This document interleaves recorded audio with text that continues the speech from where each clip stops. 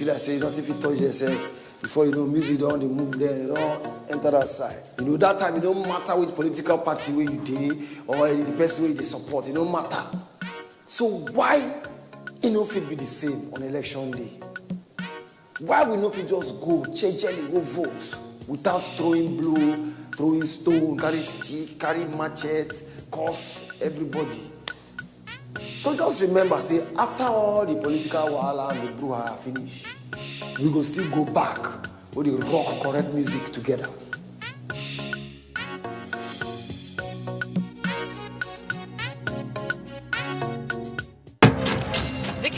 A presidential town hall co-production between Daria Media and NTA, supported by the MacArthur Foundation.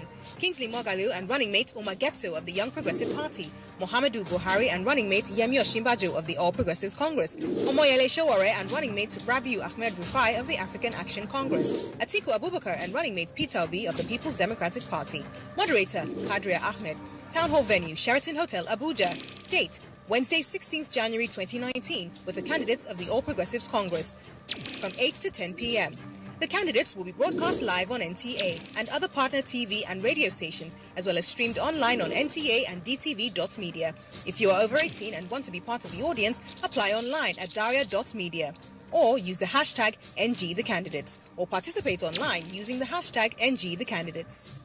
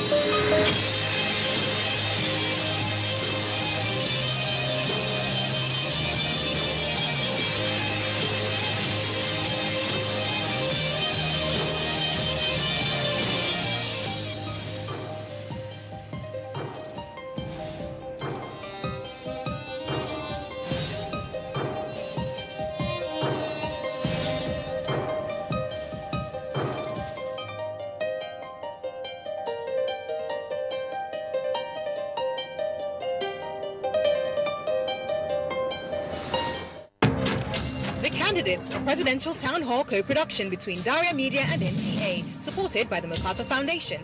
Kingsley Moghalu and running mate Umar Getso of the Young Progressive Party, Muhammadu Buhari and running mate Yemi Osinbajo of the All Progressives Congress, Omoyele Sowore and running mate Rabiu Ahmed Rufai of the African Action Congress, Atiku Abubakar and running mate Peter Obi of the People's Democratic Party. Moderator Kadria Ahmed. Town hall venue Sheraton Hotel, Abuja. Date Wednesday, 16th January 2019, with the candidates of the All Progressives Congress from 8 to 10 p.m.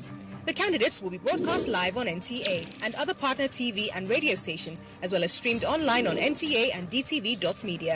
If you are over 18 and want to be part of the audience, apply online at daria.media or use the hashtag NGTheCandidates or participate online using the hashtag NGTheCandidates.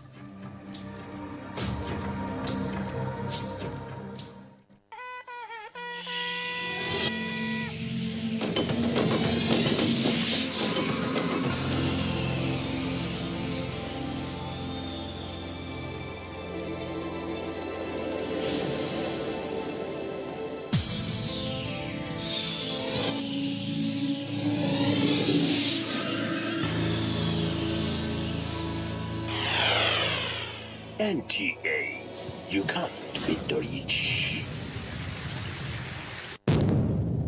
Information is power. Everyone wants power. So feel powerful with the NTA News mobile app, the one-stop information center.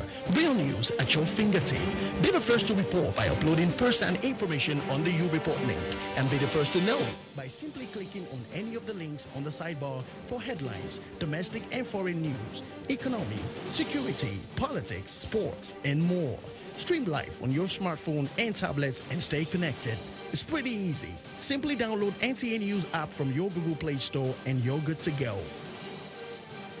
NTA News mobile app, your access to real-time information. You are watching NTA, Nigerian Television Authority. For more information and news updates, visit our website at www.nta.ng, or you can follow us on Twitter at NTA News Now, or you can like us on Facebook at NTA Network News. Stay connected on our YouTube channel at www.youtube.com/NTA News Online.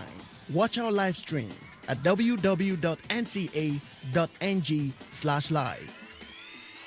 NTA, you can't beat the rich.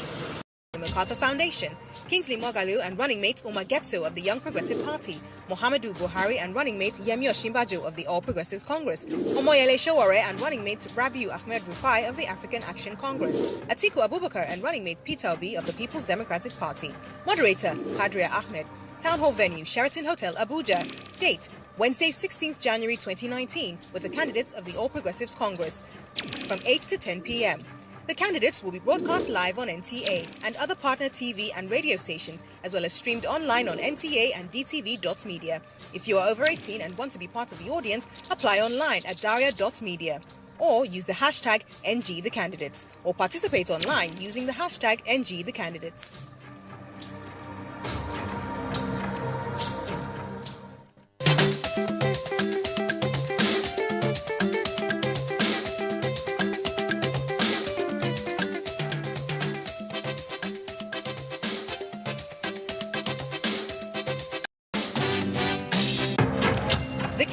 A presidential town hall co-production between Daria Media and NTA, supported by the MacArthur Foundation. Kingsley Moghalu and running mate Umar Getso of the Young Progressive Party, Muhammadu Buhari and running mate Yemi Osinbajo of the All Progressives Congress, Omoyele Sowore and running mate Rabiu Ahmed Rufai of the African Action Congress, Atiku Abubakar and running mate Peter Obi of the People's Democratic Party. Moderator, Kadria Ahmed. Town Hall venue, Sheraton Hotel, Abuja. Date, Wednesday, 16th January 2019, with the candidates of the All Progressives Congress from 8 to 10 p.m. The candidates will be broadcast live on NTA and other partner TV and radio stations, as well as streamed online on NTA and DTV.media. If you are over 18 and want to be part of the audience, apply online at daria.media. Or use the hashtag NGTheCandidates, or participate online using the hashtag NGTheCandidates.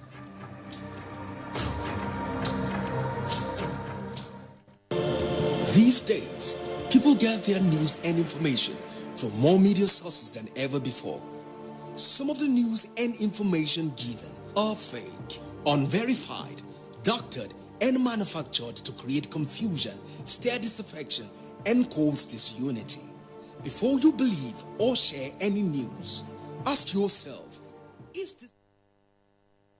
Mr. President, Nagaja, Sanusa.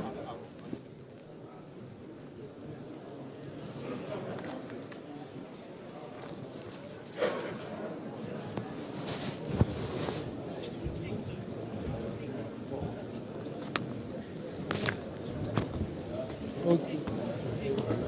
Yeah.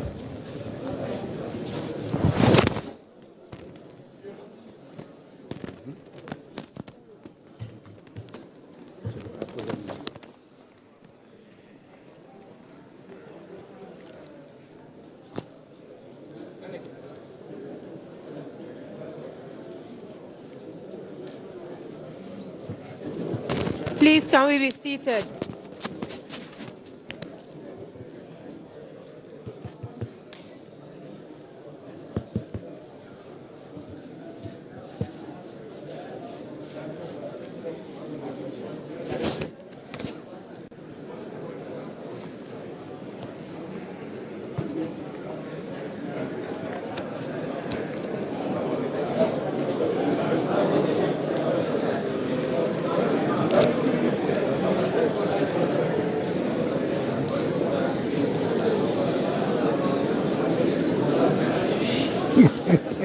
Hello.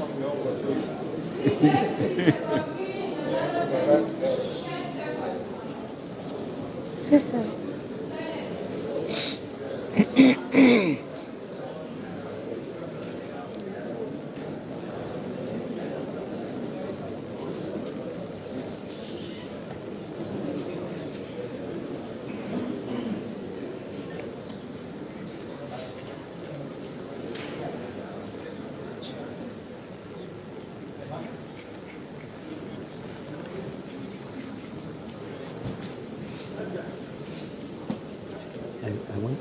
mention, sir, that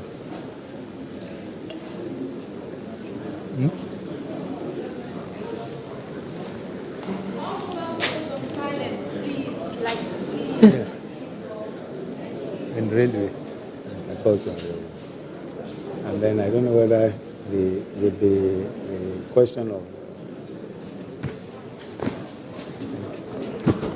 Good evening and welcome to the candidates, a four-part presidential town hall series brought to you by Daria Media and the Nigerian Television Authority with the support of the MacArthur Foundation. These town halls represent an opportunity for you to get to know the candidates who want your votes so they can lead Nigeria for the next 4 years. We are live on the network service of the Nigerian Television Authority, on Wazobia Television, Orc TV, Plus TV, and Impact Africa Television. You can also hear this program on all Radio Nigeria stations across the country, and we are streaming live online at dtv.media and nta.ng live. Today, we are in conversation with the candidates of the ruling All Progressives Congress, the APC. Retired General Muhammadu Buhari was born on the 17th of December 1942 and is currently serving as the Commander-in-Chief of Nigerian Armed Forces and the President. He's a retired Major General in the Nigerian Army and previously served as the nation's head of state from 31st December 1983 to 27th August 1985, following a military coup.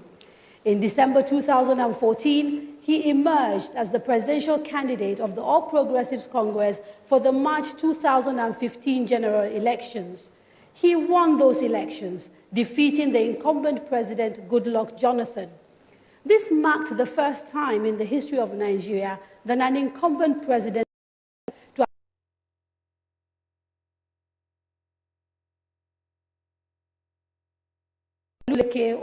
on Twitter at the Daria Media or NTA News Now, on Facebook at the Daria Media, on Instagram at Daria Media NG. Now, throughout these programs, these handles will scroll on your screen, and don't forget to use the hashtag #NGTheCandidates. Otherwise, your questions may get lost. Again, remember to tell your friends and family in the diaspora that they can watch this program online. We are streaming live on dtv.media and NTA NG Live.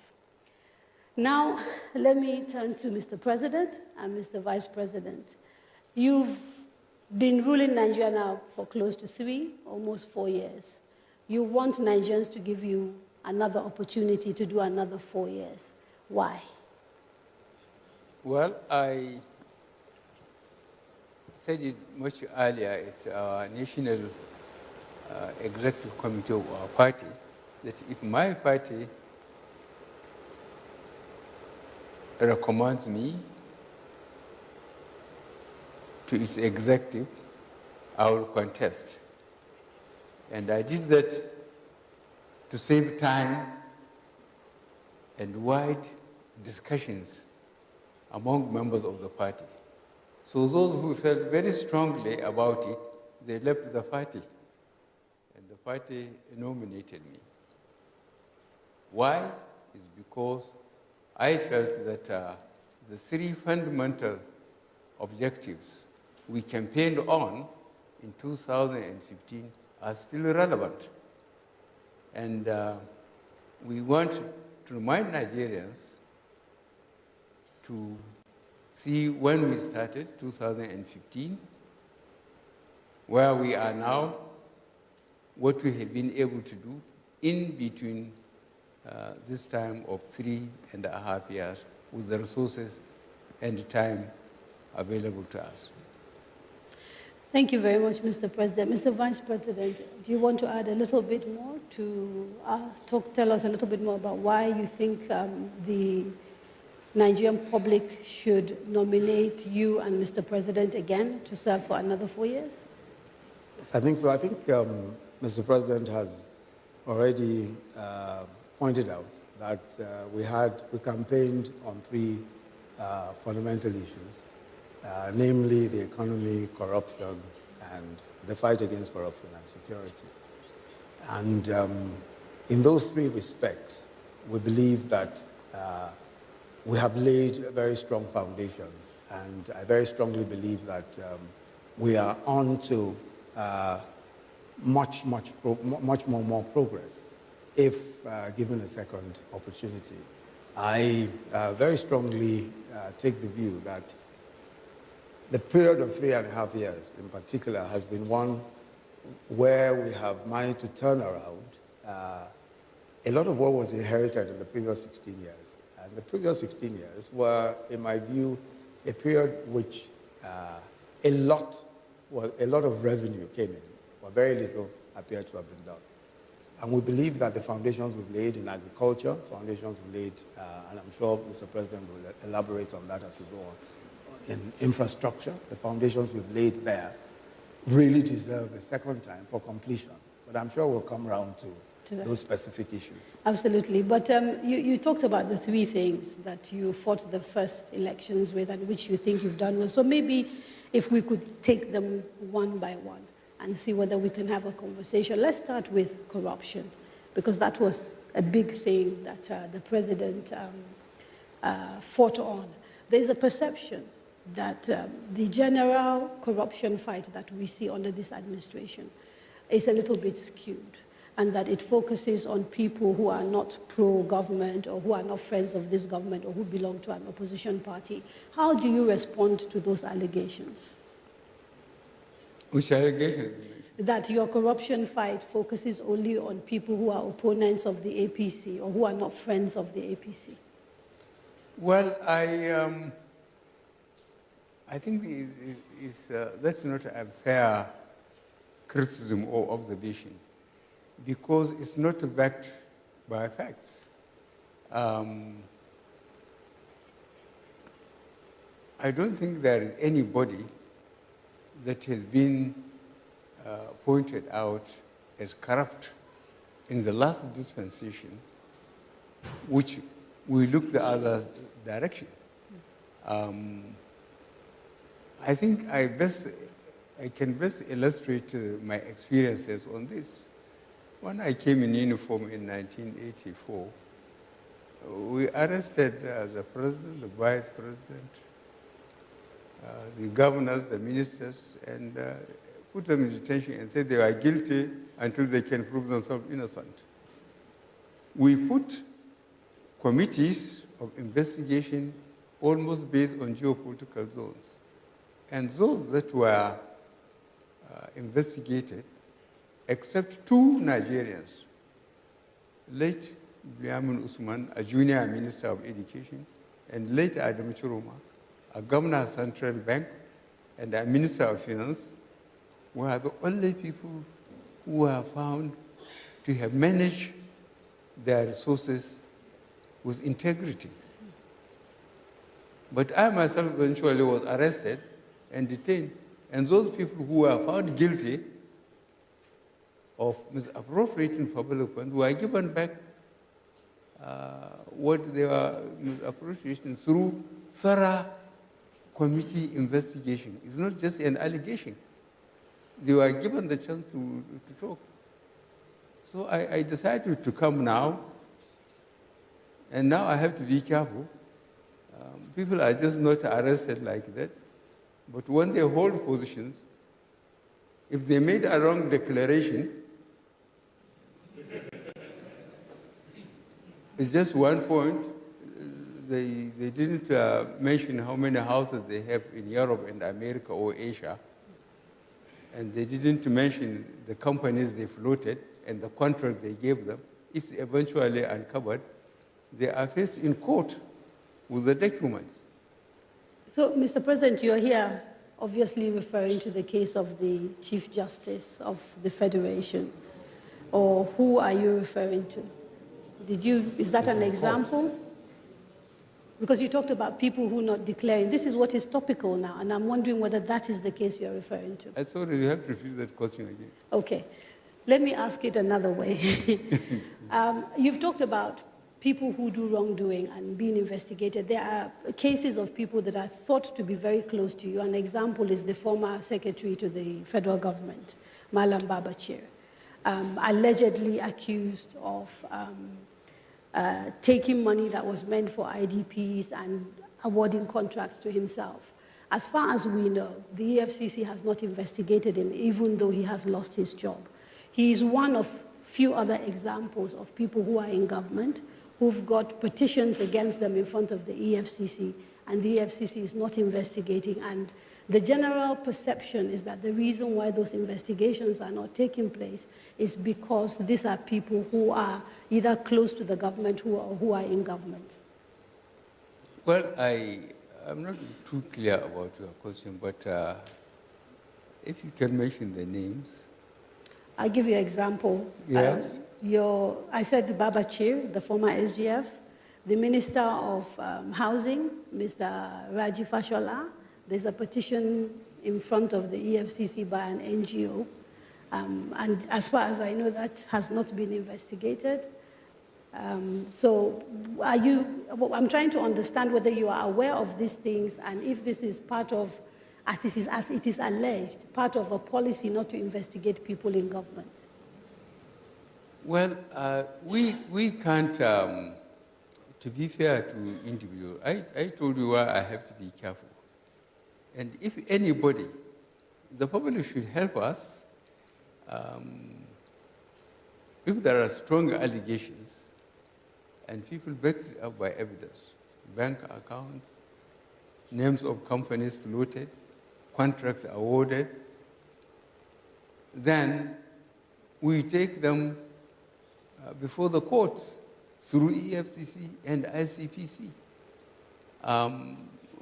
And we have to trust the system and allow them to complete the investigation. If we just take people in, as we did during the military area, and lock them up, this system, the present system, multi-party democratic system, does not approve that. If you accuse any person, you have to produce the evidence in court for him to be prosecuted. So if there is strong allegation, the government may decide to ask people to go, like the former secretary to the government you mentioned. We ask him to go. But if anybody...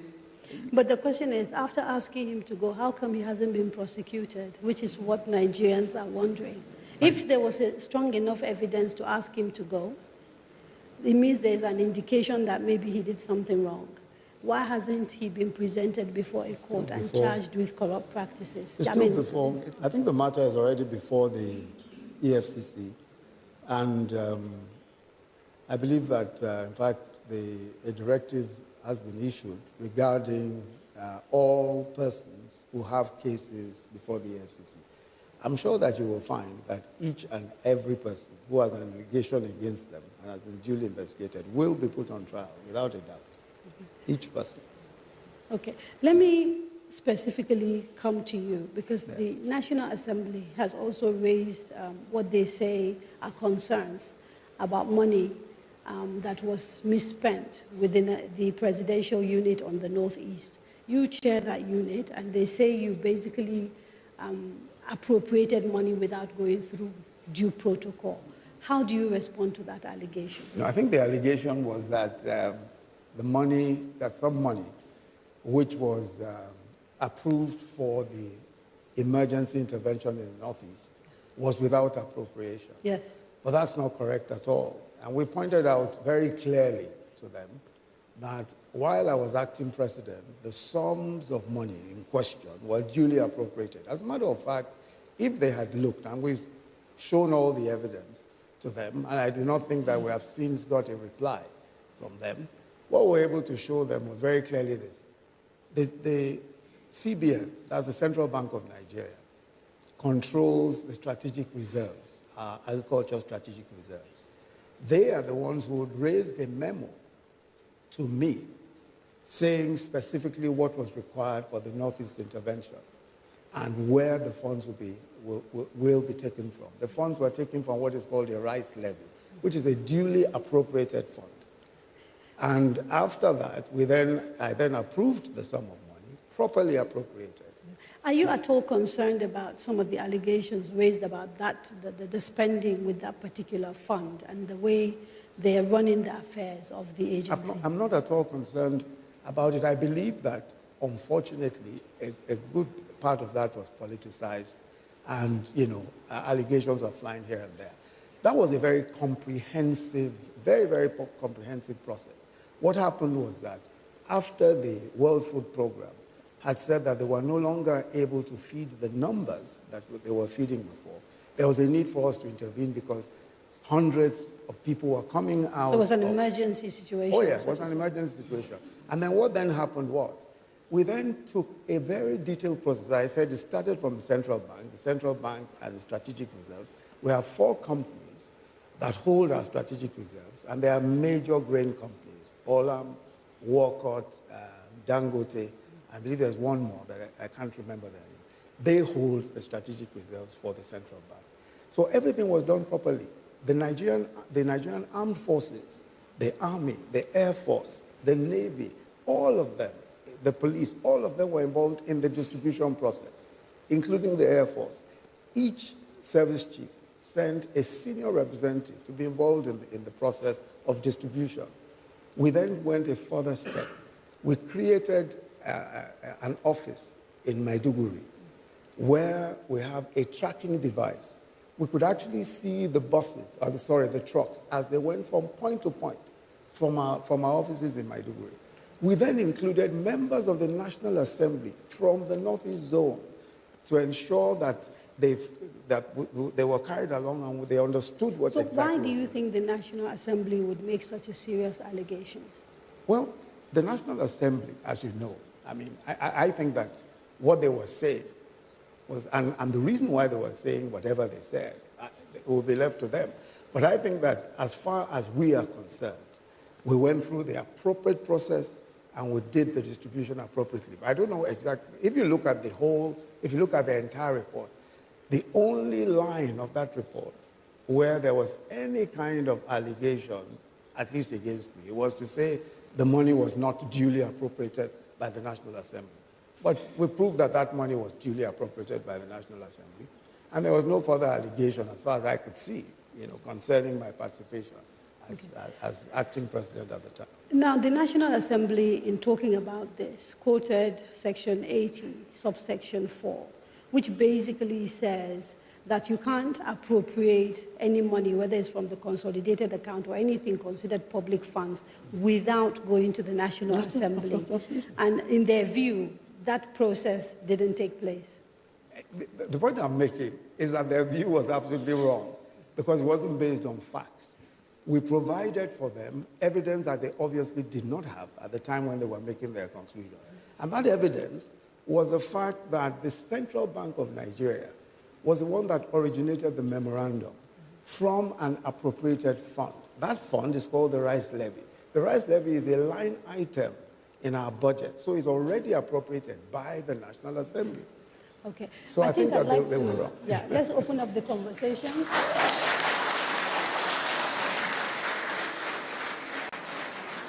So obviously this is a town hall. I don't want to dominate it. I want to give people an opportunity to ask questions. So there are 2 mics, and we'll call maybe 2-3 people. Please introduce yourself, ask your question, go back and sit down. And then we'll come back to Mr. President and Mr. Vice President. Okay, so the gentleman in glasses, yes, please, from this end. At the other end, yes, sir, you. And then there's a lady right at the back, I think. And the gentleman in the brown hat as well. Okay. Good evening, Your Excellency. My name is Usman Suleiman Jawun. I'm a lawyer. Now, my question is specifically to Mr. President on the issue of Al-Majiri. Now, I'm sure this issue, Al-Majiri in the northern. Al-Majiri, yeah. Okay. Yeah. Your Excellency, this, I believe, a major challenge for us in the northern part of the country. Now, I'm sure so many don't believe it's something we should continue to do. So what's your opinion on that? And I strongly think it's important, Your Excellency, if you can do something about it. Now, this is because we've seen it that you're one of those that can make difficult decisions and that can be accepted in Nigeria. Okay. The fuel subsidy, for example. No, so I do asked believe your question. It's about now I do I've got believe other people who need to talk. Yeah, I do believe if Mr. President can do something about it, I'm sure it can help that acceptance. Thank you, sir. Thank you very much. The next person, please. Yes, sir. Please come. Yes. Good evening, Mr. President, sir. Please, my question is this. How soon will be Please, national... can you introduce yourself? My name is Usman Abubakar, a teacher. How soon will be National Livestock Development Plan will be implemented so as to address the challenges facing this sector? Thank you, Mr. President. Livestock. Huh? Livestock plan. National Livestock. I will talk about it. I'll talk about it. I'm the chairman of the National Livestock Thank Plan. you, sir. Oh, livestock plan. Yes. Okay. My name is Richard Ezekiel. I stand here on behalf of 25 million persons with disabilities in Nigeria. I just want to ask how far about the disability bill? Okay. How far about? With the disability bill. The disability bill. Yes. Disability. Yes. We'll take one more question. About the disability bill. We'll come back the bill to Mr. President and Mr. Vice President. National Assembly. It hasn't gone very far. Good evening, Mr. President. My name is Omotaya Motosho, a television broadcaster. I remember when I interviewed you about 2.5 years ago, you did mention a very, very germane point, that if we don't fight corruption, corruption will kill us. I stand here today, Mr. President, with a heavy heart to let you know that the corruption that you are fighting, some Nigerians are not supporting, and we must support you. What caused the heavy heart? If we had been fighting corruption collectively with you, we would have been able to save some good funds to divert onto other sectors of our economy. Okay. On December 22nd, I lost a close sister of mine with 2 younger sisters in car accident due to bad roads. As a journalist, I know this administration is doing their best, but we do not have enough funds to be able to tidy the bad roads that we have. Okay, thank you She very died much. with 2 other sisters, Thank 3 you. daughters of 1 mother on Ijebu-Ode Ore, Benin Road. Chief Mrs. Henrietta Vani and Francisca and the other lady. 3 of them, they are my close relatives. We lost them in that accident. If we fight corruption collectively, I am advising every Nigerian to join this administration to fight corruption. Thank you very much, ma'am. Thank you. Thank you. Okay, I have to take a quick break, and when we come back, we'll come back to you and Mr. President so that we can answer the questions. Yeah, let's take a quick break. Please don't go away. The Candidates, a presidential town hall co-production between Daria Media and NTA, supported by the MacArthur Foundation. Kingsley Moghalu and running mate Omar Getso of the Young Progressive Party, Muhammadu Buhari and running mate Yemi Osinbajo of the All Progressives Congress, Omoyele Sowore and running mate Rabiu Ahmed Rufai of the African Action Congress, Atiku Abubakar and running mate Peter Obi of the People's Democratic Party. Moderator, Kadria Ahmed. Next town hall, Wednesday, 23rd January, with Omoyele Sowore and running mate Rabiu Ahmed Rufai of the African Action Congress. Town hall venue, Sheraton Hotel, Abuja, from 7 to 9 p.m. The candidates will be broadcast live on NTA and other partner TV and radio stations, as well as streamed online on NTA and dtv.media. If you're over 18 and want to be part of the audience, apply online at daria.media or use the hashtag NGTheCandidates or participate online using the hashtag NGTheCandidates. Yes, it be like say they want to tell us another story again, yo. Now so, you know, say people they say I'm the superstar. But for me, the real superstars are those people where they go vote for the candidate of their choice without violence. So for these upcoming elections, be my superstar. Vote. No fights. No violence. Because the election will be won. We work together so the future will be brighter. The beauty of democracy rests in the power the system has given to the teeming population to elect an eligible candidate of their choice for any political office. But the right to vote is not a license to kill. Democracy is government of the people, by the people, for the people, where majority carries the vote. It is not a do-or-die affair. Say no to violence. Your weapon at the poll is your permanent voter's card, not a dagger. Your future is in your hands. You have the right to leave. Don't cause trouble. Vote wisely. I see the wisdom in your eyes, Mama, and I feel the courage in your heart. You carry strength in your walk, Papa, and compassion in your touch. I see the love in your smile, my sister, and I hear the truth when you talk. You are a winner with your brain, my brother, and a healer with your soul. I see the future in your hands, Niger, when you register and vote. We get power inside us, my friend, but not be power for our fists. This is not power of how to use our head and come together. So stand up. Let us not sit down and look. To Baba say so. No sit down look. No sit down look. No sit down look. Make una no sit down look, oh.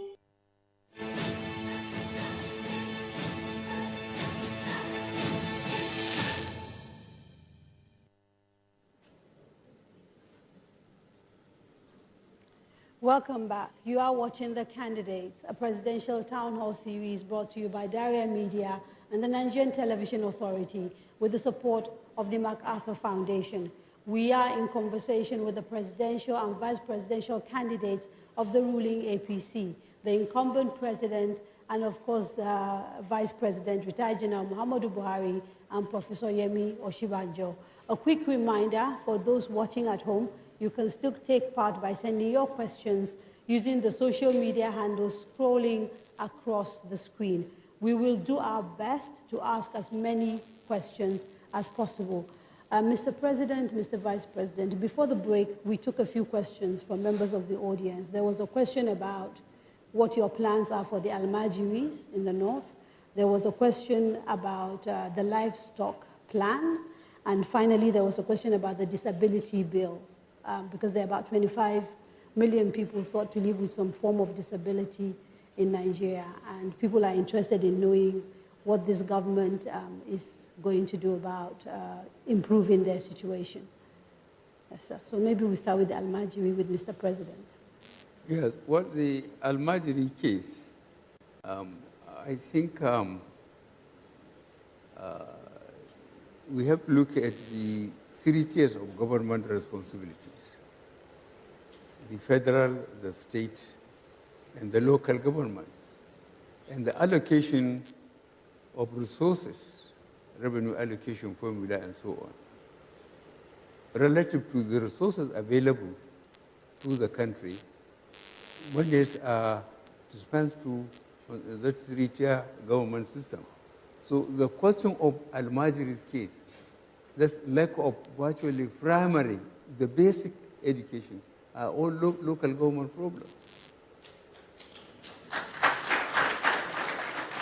So even if the center has extra money, they wouldn't take it and build classrooms, equip them, employ qualified teachers from the federal revenue, while it is the duty of the local governments. If the local governments are not being given the money by the governors or by the state, then it's up to the local governments to come together and scream loud enough for Nigerians to hear them, so that there will be proper allocation of resources by the constitutional means.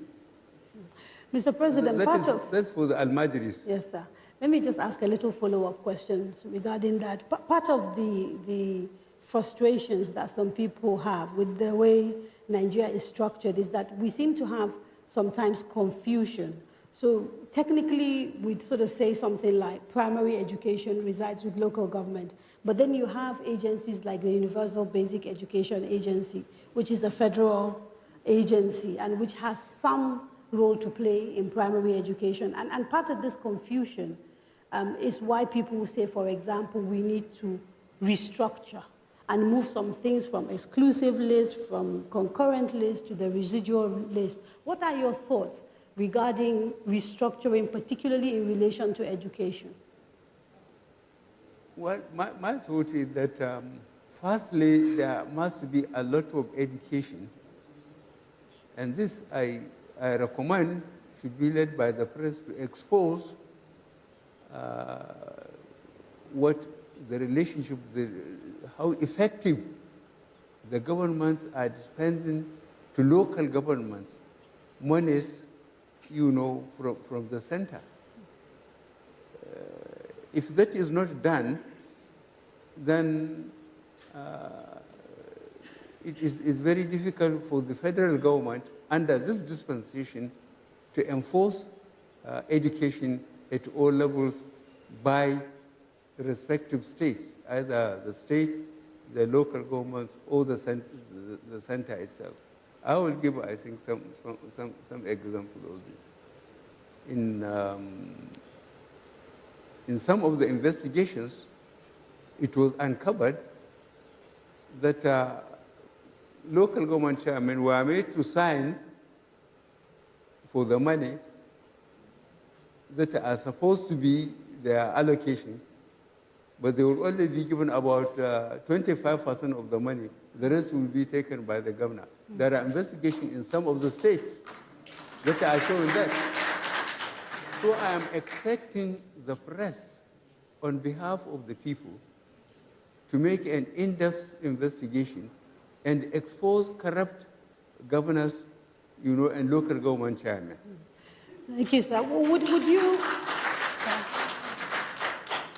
you be willing to re-examine the UBEC funds? Because those reside with the federal government, and yet they are actually meant for primary education. So they are normally disbursed, I believe, by the federal government. Well, I think what has happened so far, anyway, with the UBEC, I think there are agencies of government, federal agencies, that in some senses support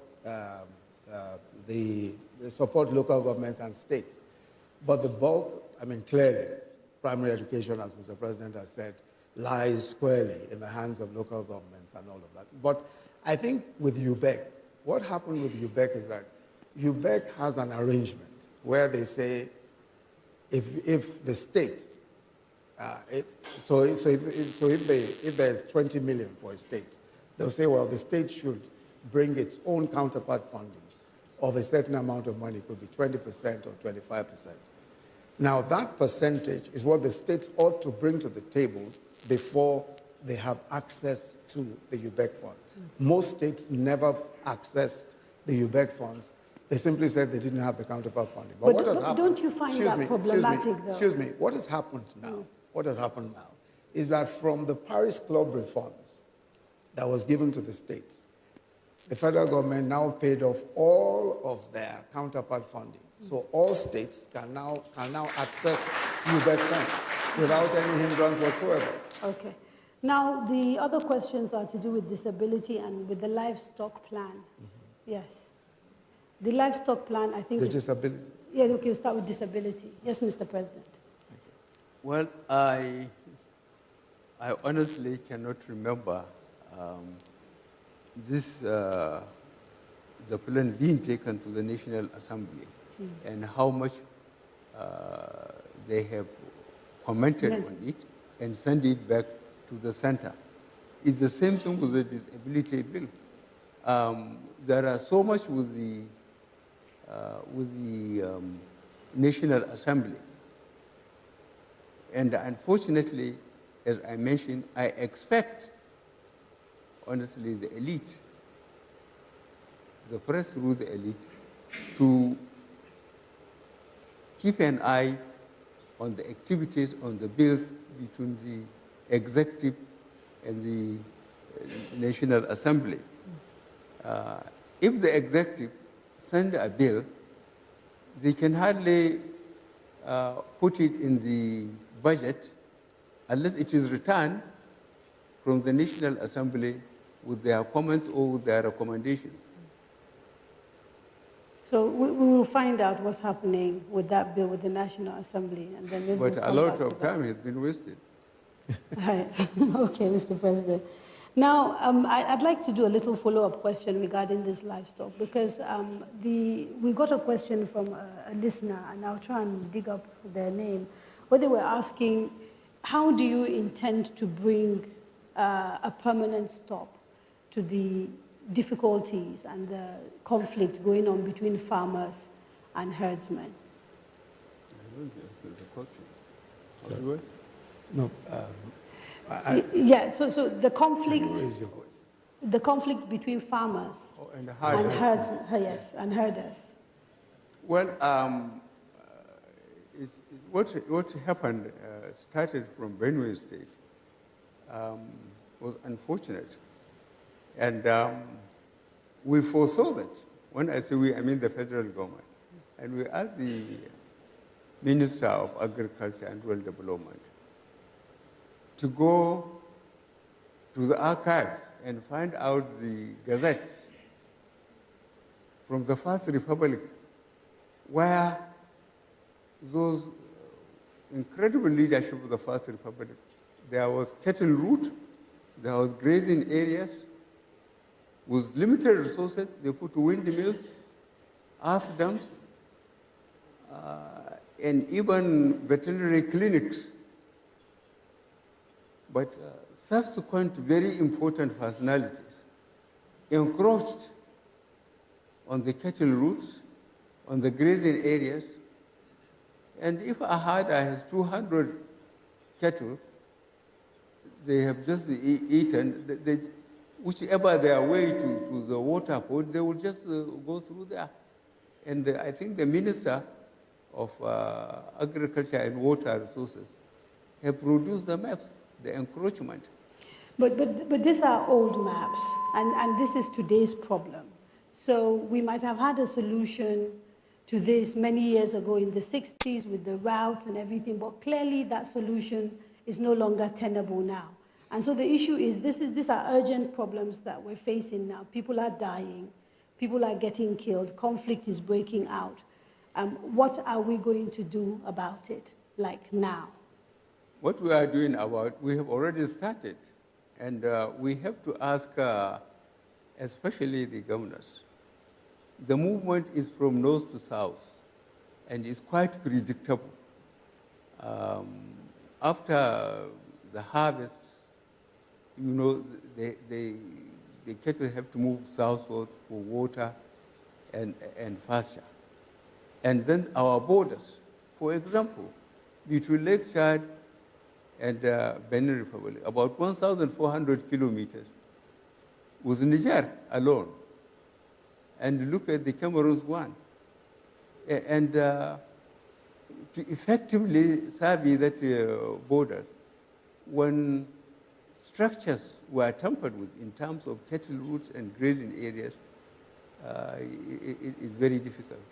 We have sent this in back through the Ministry of Agriculture and Rural Development to the governors so that we can create these corridors. But for a government like Benue government, when they said they have banned cattle rearing or they have banned grazing, we are in the same country. I expect our government to insist on the routes to be re-established in the grazing areas. But to say that cattle cannot move, it is very difficult. Benue is complaining, but I understand they are already in Bielsa. From there, are they going into the Atlantic? Okay, Mr. President, yeah, but can I just quickly, because you know, let me add a comment to that. Part of what, because when the matter was referred to the governors, I chaired the committee, the National Economic Council, and part of the plan that the National Economic Council laid out was called the Livestock Transformation Plan. All of the governors in the so-called frontline states were also involved in this. And I think that one of the very important points that emerged from the discussions at the National Economic Council was the fact that there was a need to ensure that we were able to create some access to places, to grazing areas. And I think that that's the point also that Mr. President is making, that in order to be, for instance, anywhere where cattle are, you must still have some kind of access, so that you then have an area where it could be a ranch, it could just be a place where you have earth dams, it could be a place where you just have water, where, you know, whatever it is. And we then agreed with the governors that because federal government has no land, only state governments have land. We then agreed with the state governments that, okay, anyone that is willing, you will put together the resources. If private people want to put together the resources, they can build those areas. They could be called ranches or grazing areas, whatever you call them. And people will pay appropriate fees. The cattle raisers will pay appropriate fees, use the facilities, and go back whenever they want to go back. Because clearly, somebody has to bring those cattle to that point. And we tried to say that that was an interim phase, because as time goes on, you will eventually be able to stop grazing from one point to the other. But that will take time. Yeah, well, so the point is basically Mr. President himself owes, you know, cattle. Everybody knows. He's very proud of his cows in Daura and talks about them all the time. But the perception is that Mr. President is a little bit biased because these are his people that are involved, and that instead of facing the fact that in the 21st century there's really no room for the cattle rearing in the way we're doing it and coming up with modern ways of cattle rearing, we're trying to hold on to an old-fashioned way of rearing meat. No, but you pointed out already. Let me be Mr. President's counsel. You pointed out already that he has his cattle in a ranch, in a farm. You know, I don't think that's old-fashioned. Mm-hmm. That I think is that is current. That you have your somewhere. Mm-hmm. But I think that the matter really is one, as I said, that is within the province of the National Economic Council. And that's why the governors took it up. Because the federal government cannot determine what will happen in any state, because the states themselves pass laws on their land and the use of their land. We don't have land except federal land. So there's really no way that we can do much with that. And that's why we decided to hold the National Economic Council meetings, set up a committee on the Livestock Transformation Plan, and we're working with the state governments. And many of the state governments have given land for purposes of ranching. They've given land for as grazing areas. We are building earth dams in many of the different states. And I'm the chairman of that particular committee. Now, the thing is this, though, when you think in terms of the problem that farmers and herders are going through, it's a problem that goes beyond the right of way, because obviously there's issues around climate change. And I am still a little bit confused about what the government policy is that underpins, you know, the way we deal with issues around climate, which are sort of the long-term things that you must look at if you have to come up with a solution that is going to last. I think that is precisely the point that is being made. That let me explain, perhaps I need to go into a bit more detail about the work of the National Economic Council on this livestock transformation plan. As I said, the reason why we had to constitute the governors where we had to constitute ourselves into a committee was precisely because we recognized that the reason why we have all these clashes between herdsmen and farmers is because of desertification. It's because of all of the conflicts over pasture and water. A lot of that is climate change related. Now, every state controls territory. Every state controls land. And under the Land Use Act, it is the state governor that has absolute control over the land of his state. It is the state governor that gives you permission, even the federal government. Whatever you want to do on their land, they must give you development control permit, even if it's on federal land, if you have any land that's federal. Now, that's why we sat with the state governors, and we decided that, look, this is an issue that's almost seasonal, and it's getting worse now because of desertification. Now there's some, especially coming from the Sahel. So I guess the question I was trying to ask was whether there's a policy around desertification and climate change and what the government is doing to mitigate these things. Of course. Of course, clearly there is. And one of the major policies is what is called the Green Wall Project. We have the Green Wall Project, basically to control desertification coming from the Sahel. The Ministry of Environment has been working on that for years. Now, the other issue, of course, is that we're also cooperating with our neighbors on desertification issues. That's our neighbors in the northern part in North Africa. We're also cooperating with northern part of West Africa, Niger, Chad, etc. And then there's also the project to recharge the Lake Chad, because that's one of the very important projects. And Mr. President is the one who particularly pushed the Lake Chad project, to recharge it, because, as you know, the Lake Chad has almost completely shrunk from about 35,000 square meters to about 1,300 or so square meters. So we need to recharge the Lake Chad from the Congo Basin, and that's one of the projects. Okay, before we go for a break, I want you to just quickly clarify for me, what is the federal government policy therefore when it comes to mitigating this conflict? Is it to have ranches, or is it to continue having these grazing corridors? Is it a mixture of the two? For now, what we have is a mixture. What we have is a mixture now, but ultimately, what the governors are saying, in that in their respective states, they will provide for those who want to do the business of ranching sufficient space to do so. In the interim, they are building earth dams so that cattle coming from the north, especially going towards the river banks, and you find that a lot of these conflicts are in those areas, are able to, even before they get anywhere near there, are able to access earth dams, water from the earth dams, access veterinary care, and all of that. So the long-term plan, of course, is to eventually create ranches, but ranches have to be privately owned. Government cannot create ranches. But at the moment, you can't just suddenly one day say, no more grazing, that's the end of it. Immediately, that doesn't happen anywhere. And in all of the places where the problem has been solved, because the Governor's Council, that committee, we studied it very carefully. We looked at everywhere where the problem has been solved.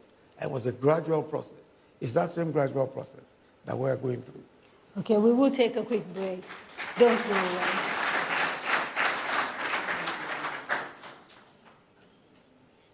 A popular saying in Nigeria goes that at the time a cockerel matures, it begins to crow to tell the world the time of day. This makes a crucial premise for all of us who have come of age, the youths, to lend our voices to a nation set to flip a new page, like the chance to vote and be voted for, whether being a youth, a woman, or a person with disability, and to do this in unity. And to anyone who hasn't been confident enough to exercise these rights, I beg, step out of the dark and come into the light. I mean, your participating in the electoral process is significant, a moment to behold, like that cock crowing in the morning to tell about a difference. No sit down, look. Do something that will count today and be in tomorrow's books.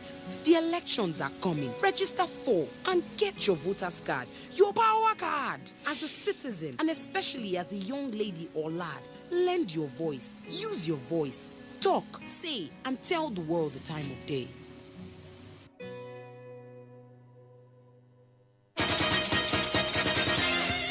The beauty of democracy rests in the power the system has given to the teeming population to elect an eligible candidate of their choice for any political office. But the right to vote is not a license to kill. Democracy is government of the people, by the people, for the people, where majority carries the vote. It is not a do-or-die affair. Say no to violence. Your weapon at the poll is your permanent voter's card, not a dagger. Your future is in your hands. You have the right to leave. Don't cause trouble. Vote wisely. My name is Natu Baba, and some people they say I be superstar. But to me, the real superstars are the people where they go vote for the candidate of their choice without violence. You understand? So for this upcoming election, be my superstar. Go out, go vote. No fighting. No violence, because election will be war.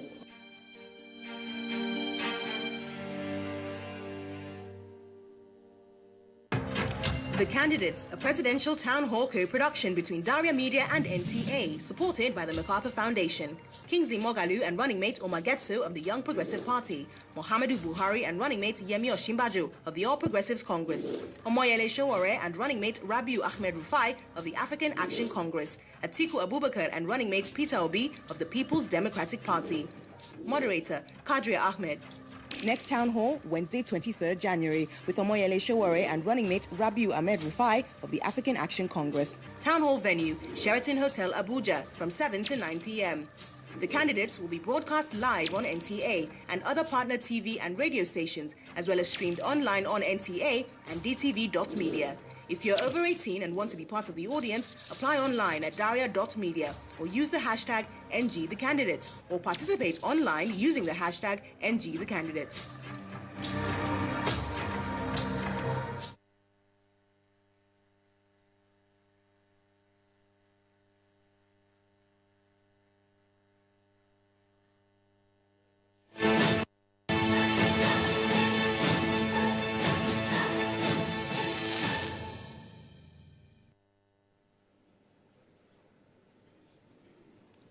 Welcome back to the candidates. President Muhammadu Buhari and Vice President Yemi Osinbajo, candidates of the ruling APC in the forthcoming presidential elections, are here answering questions on what they have to offer Nigeria and her citizens if they are elected into office again. Before the break, I got handed a few questions from people, at home. So I'm just going to ask one of those questions, and then maybe Mr. President can answer that alongside a question that was asked previously on corruption. So Ms. Abisoye Balogun says, what does the President want to do with the funds recovered by the EFCC? So we've had situations where the EFCC has recovered funds which are thought to be from corrupt activities. And so the question from someone at home is that, what are you planning to do with those funds? Well, I think the government made a statement on that. Firstly, by asking that there should be TSA, Treasury Single Account, so that all monies, either as revenue or from recovered from corrupt people, will go through one single account, so that it can be accounted for and how it is taken away. I think I have already made a statement on that issue, and what we are doing is that the extreme deficit in infrastructure, that money will be put, for the infrastructure, the roads, the rail, power, but it will go along with budgeting, which means initially the National Assembly, when they approve the budget, whatever deficit is likely to happen will be funded from that money. Mr. Vice President, as a lawyer, I'd like to actually ask you, because some people have actually suggested that where a forfeiture has happened without a conviction, it might be problematic spending that money. What is the legal position? Well, the legal position is that once there's a final forfeiture, the asset already belongs to the state. So frankly, I can't understand what sort of problem would arise so long as there has been a final forfeiture. Because we are having cases where people are not fully charged and no conviction has taken place, but they're being made to return money. Yes. So it's in those cases I'm talking about. Yes. When a person returns, for example, we found cases where assets were returned, where houses were returned, or in some cases where there are houses and all of that. And what we do is that we advertise. We say, if this belongs to you and you have a legal claim to it, even if it was seized from you, if you have a legal claim, show the legal claim. Show that it was purchased by, legal means and all that. If not, it will be forfeited to the state. There's a complete procedure of forfeiture, which is under the existing laws, the ICPC laws, the EFCC laws. There's a complete process. And those processes are what we follow very strictly. And once there's a final forfeiture order by a court, that's the end of it. There are situations where people return assets, where they return funds, Those funds that are returned are voluntarily returned. Because if for example, $1 billion is found in your account, and you earn only 500,000 naira a month, then clearly there's some explanation you need to make.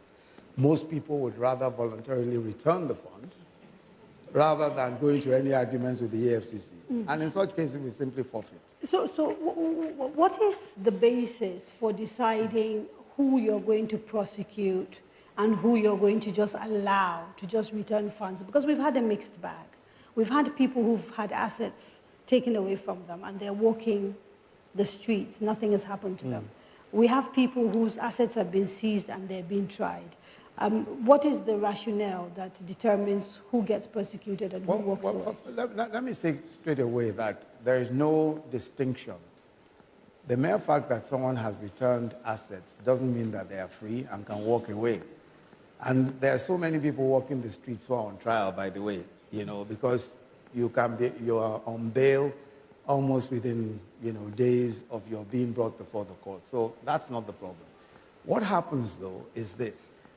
What a prosecutor does is to say, for example, that if you return money, I might decide as a prosecutor to make you a prosecution witness rather than be an accused person. If, for example, there's a fraud involving 5, 6 people, if you charge all of them, you're not going to find evidence because unless you get each of them to make a confessional statement, and the confessional statement only inculpates the person who has made that statement. So you must find 1 or 2 of them who will be able to give evidence. So you might say, okay, of these 6, I'm going to decide to make 2 of them who are probably, more or less guilty of the same offense or responsible for the same misconduct. But 1 or 2 of them will be prosecution witnesses. So that's really the way it goes. Okay. Let me bring Mr. President in because I want to switch gear a little bit and start talking about security, right? Mr. President, we've had people say that Boko Haram has been technically defeated. And yet a technically defeated Boko Haram is killing soldiers in the northeast. What is going wrong with your fight against Boko Haram? Well, I think the best people that really answer that question are people from the northeast. That means Yobe, Borno, Bauchi, Adamawa. You see, when this administration came in, Boko Haram was holding 17 local governments in the northeast. They are not holding any local government now. So they have resorted, to indoctrinating young people, especially girls, wrap them up with explosives and dispatch them to soft targets, churches, mosques, marketplaces, motor parks. But the best you can get about the performance of this administration vis-a-vis stopping that Boko Haram occupation of Nigeria is when you visit Maiduguri or beyond. People go back to the land they are farming, they go back to the office, they can drive from Maiduguri to Kano virtually any time of the day, which wasn't happening when we came in. And as I said, I still feel that you, the press, should do more research and not just going and staying in a hotel in Maiduguri. Try to go to Munguno and talk to the people. But there's no doubt, though, that we've seen an increase in attacks against the military in particular by Boko Haram. In the last 6 months, we've had 2 major military installations attacked and soldiers killed. Are you at all concerned with this focus or new focus that Boko Haram seems to have, which is basically targeting military targets and the success they've actually had in killing hundreds of soldiers in the last few months? You see, thank goodness, if you have a background of military training, is that when you don't fight any conventional war, now that they are putting tactics of terrorists, they choose their targets. They choose the time, they choose where to attack, at which time. With that, you have to be highly mobile, you have to have very good communication, and we have resources limitations because a lot of Nigerians don't feel that we are in an emergency, that the military needs a lot more money for equipment, a lot more money, for spare parts, for communications, and so on. But Boko Haram, certainly, they are being supported by forces outside Nigeria. Now, you talked about resources. I think since coming into government, my total calculation is that you've spent something like, or you've budgeted, let me not use the word spend, you've budgeted something like 1.8 trillion for defense. And yet, that's the number I have. I might be wrong. That's wrong. That's clearly wrong. Okay, we'll cross-check and make sure. But I was told my research showed over the last 3 years, I'm talking about 3 years, 1.8 trillion. So not one budget recycle from 2015 to date. Yeah, 1.8 trillion. And yet we have soldiers complaining about a lack of equipment. We have soldiers, last year we saw Maiduguri Airport demonstration by soldiers who felt they were not being looked after. And so the question is really, as Commander-in-Chief of the Armed Forces, how much are you holding the leadership of the Army accountable, given the complaints we're getting from the rank and file about welfare? I received weekly situation report from the military in the front.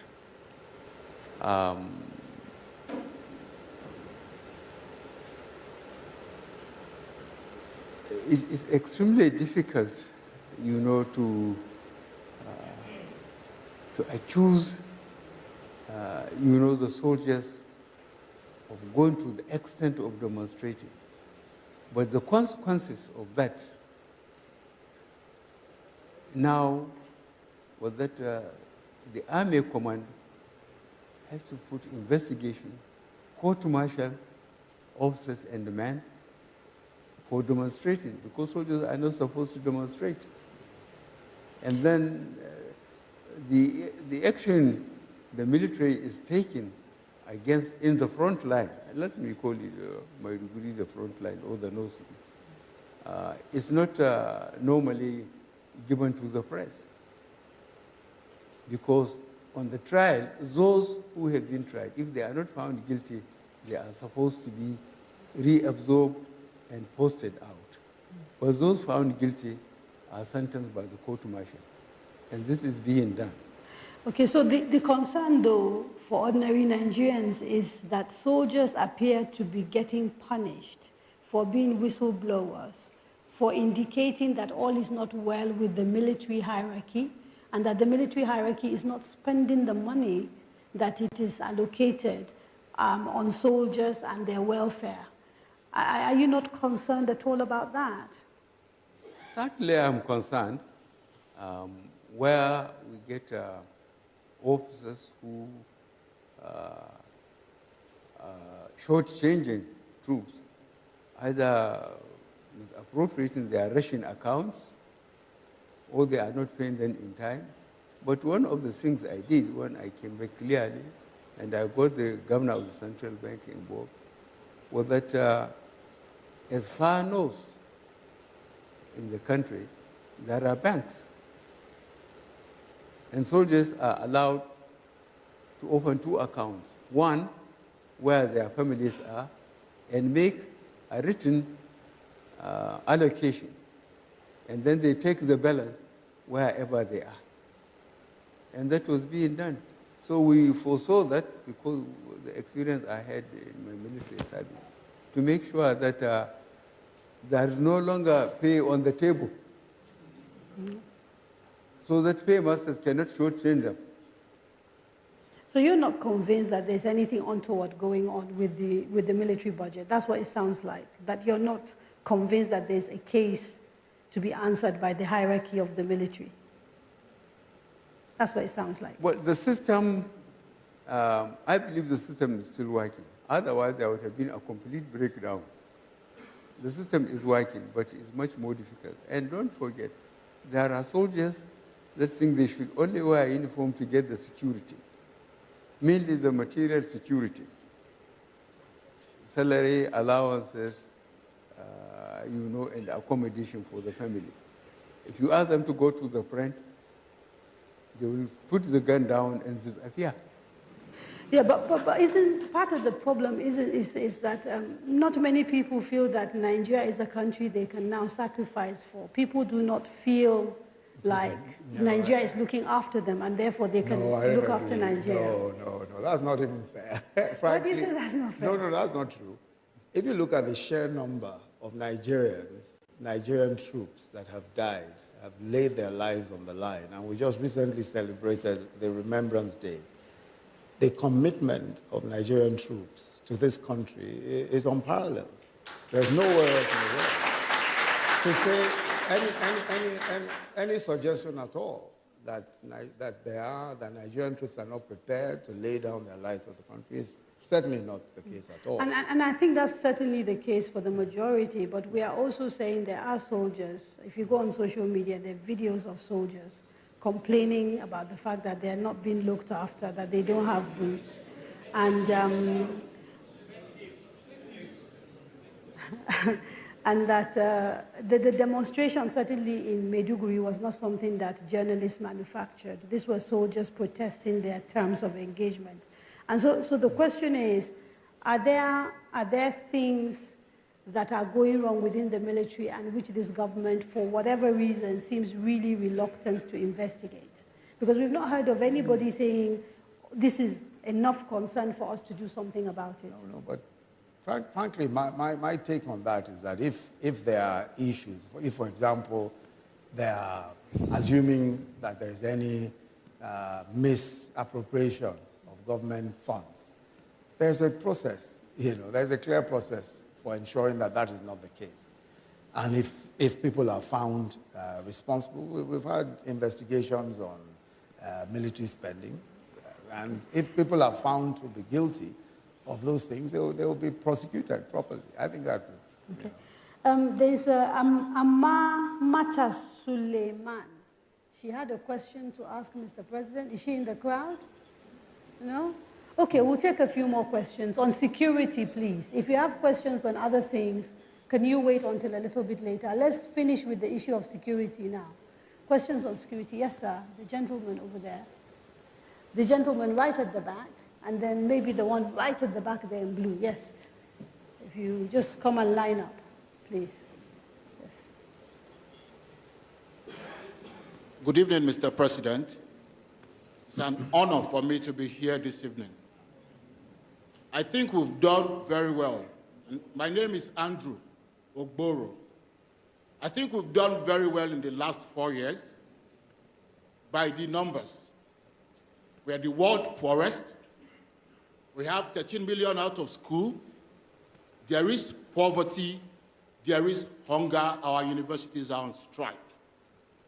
Now, I am tailoring it along the 3 items in which the campaigns were held: corruption, security, and the economy. We've taken corruption, and I understand how we are fighting that corruption, because we've just been told the former Babachi Lawal has been fired, but still he's part of the campaign, so I understand corruption. On security, I have also heard now that until we get more money, we will be where we are. So now I also understand security. So please, I also want to understand the economy, so I can go home and tell myself whether to come out and vote or not. Thank you. Thank you, sir. Yeah, thank you so much. My name is David Obinna Anyele. I work with Center for Citizens with Disabilities. I'm also the president of Nigerian Sitting Volleyball Federation. Sir, I'm talking about security. Our soldiers went to the war front, in particular in Northeast, and many of them are injured. Specifically, many of them suffered disability. In March 21st, 2015, Mr. President, you promised in Lafia and Nasarawa State that you are going to support and work with the National Assembly to sign the disability bill if they send it to you.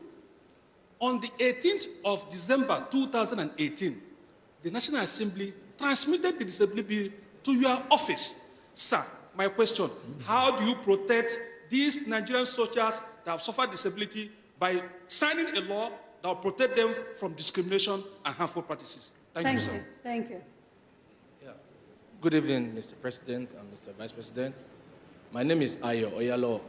Firstly, before I ask my question, I need to correct one impression now. The video you're talking about is a fake news. That's an old video of 2015 that has been, 2014, that has been disproved. So that needs to be corrected.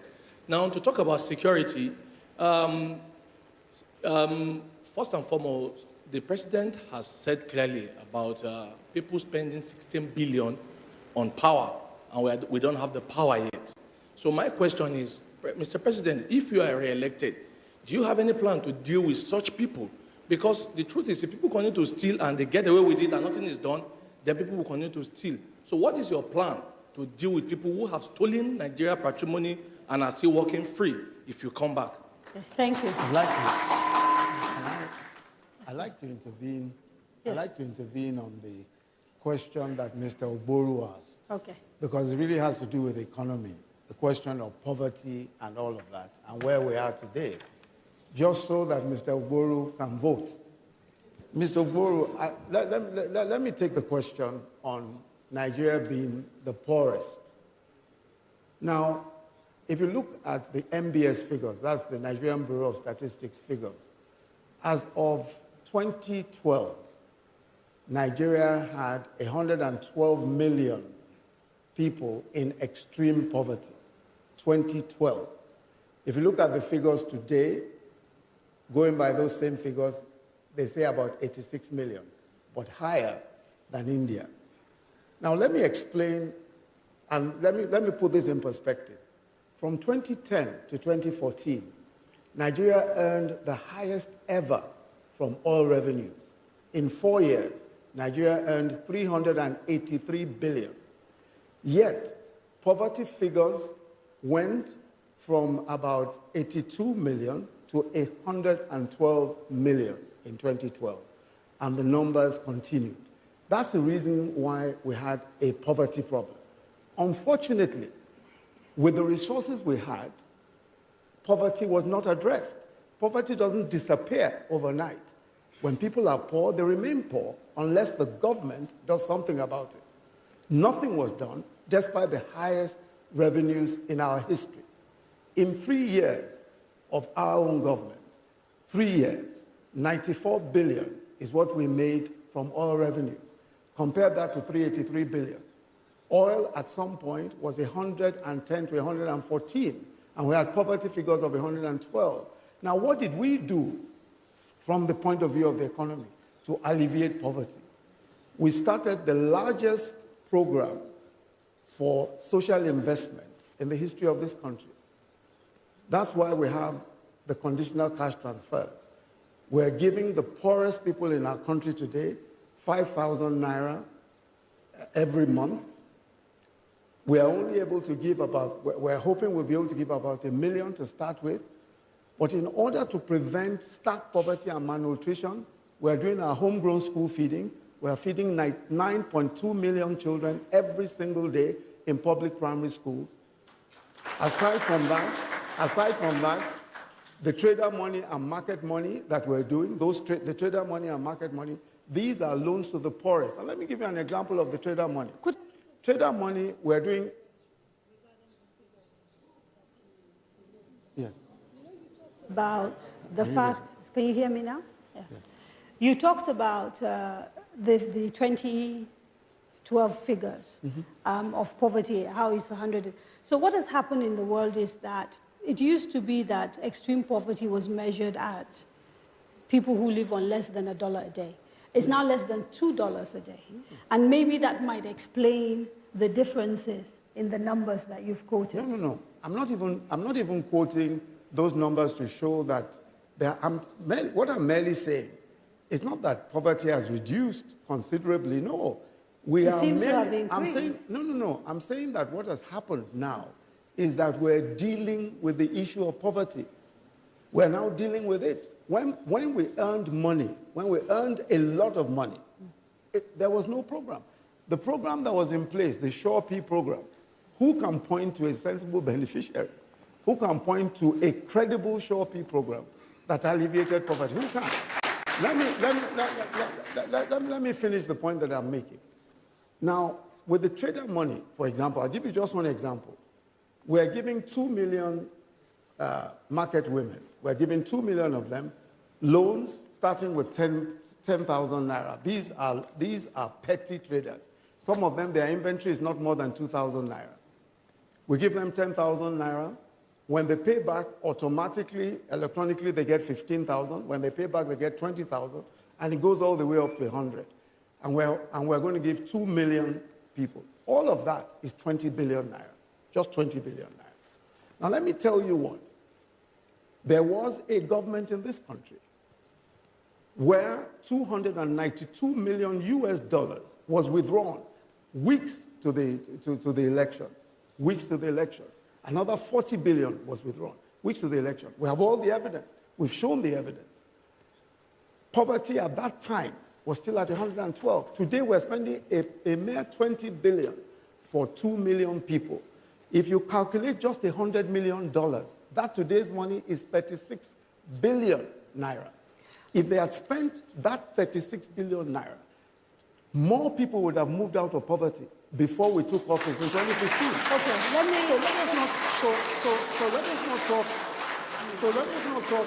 So when we talk about poverty today, you can't. India had a plan to get its people out of poverty.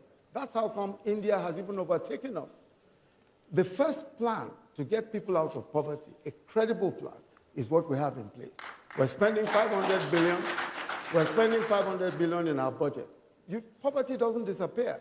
You've got to deal with it. And that's exactly what we're doing. We are dealing with it on a daily basis.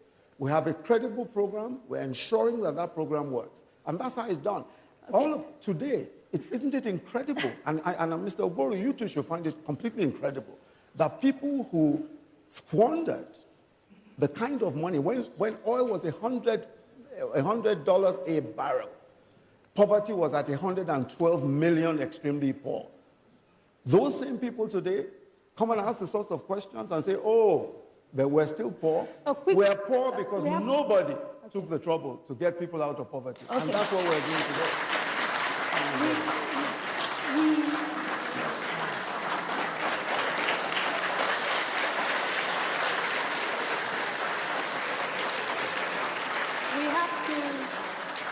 We have to take a quick break, but before we do, a quick question. Again and again, when we talk to people in government, you keep talking about 16 years of PDP. For many Nigerians, the PDP and APC are two sides of the same coin, simply because you got so many PDP people in APC, and now some APC people have gone to PDP, and PDP people have come to APC. What is the difference, really, between you and the people you've replaced? I think there's a huge difference. I think there's a massive difference. At the core of any political party, at the core of the political party, is an ideology, is a philosophy. At the core of the APC, whether you have some people coming in from PDP or coming in from elsewhere, at the core is what our manifesto speaks about. Our manifesto speaks about the social development of Nigeria, in particular, looking at issues of the ordinary Nigerian. How do we lift the ordinary Nigerian out of poverty? That has been our focus. That guides everything we do. It guides our budget. It guides the way we develop our budget. It guides the way we think. It guides our economic recovery and growth plan. At the core, there must be a core. membership of a political party is open to everybody. People are going to come from anywhere, but you must have a core belief. And we have a core belief. That core belief is what has seen us doing our social investment program, is what has seen us investing in infrastructure, despite earning 60% less than previous governments. Okay. We're investing the largest amount of money ever in the history of this country in infrastructure. Okay. Yes. It's time for another break. We won't be away for too long, so please stay with us. The beauty of democracy rests in the power the system has given to the teeming population to elect an eligible candidate of their choice for any political office. But the right to vote is not a license to kill. Democracy is government of the people, by the people, for the people, where majority carries the vote. It is not a do-or-die affair. Say no to violence. Your weapon at the poll is your permanent voter's card, not a dagger. Your future is in your hands. You have the right to leave. Don't cause trouble. Vote wisely. I tell you, man, music is the most powerful force for this world. As better jam they flow, and so everybody will feel and they rock out. You know, as a musician, I see this thing every time I stage they perform. You know, everybody will just scatter body. You know, even when you bought yourself when they form, that's when they feel like say, not if you touch yourself. Before you know, music don't they move there, they don't enter that side. You know, that time it don't matter which political party where you did or the person where they support, it don't matter. So why it no fit be the same on election day? Why we no fit just go jejely go vote without throwing blow, throwing stone, carry stick, carry machete, curse everybody? So just remember, say after all the political wahala and the brouhaha finish, we go still go back with the rock correct music together.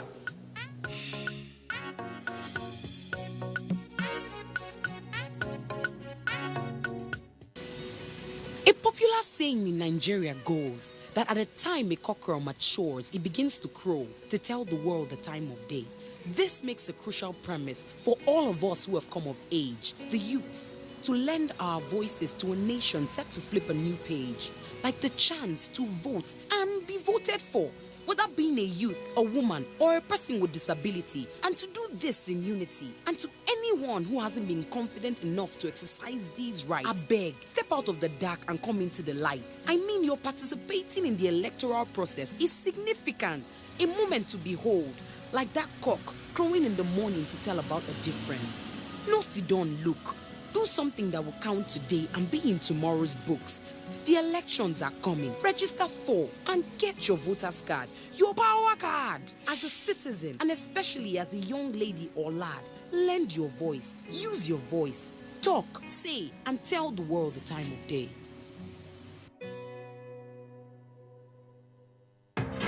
The Candidates, a presidential town hall co-production between Daria Media and NTA, supported by the MacArthur Foundation.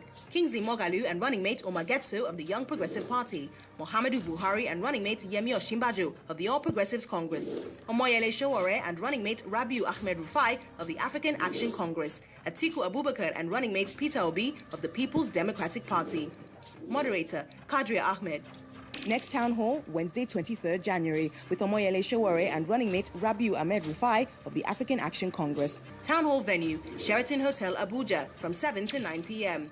The candidates will be broadcast live on NTA and other partner TV and radio stations, as well as streamed online on NTA and dtv.media. If you're over 18 and want to be part of the audience, apply online at daria.media or use the hashtag NGTheCandidates or participate online using the hashtag NGTheCandidates.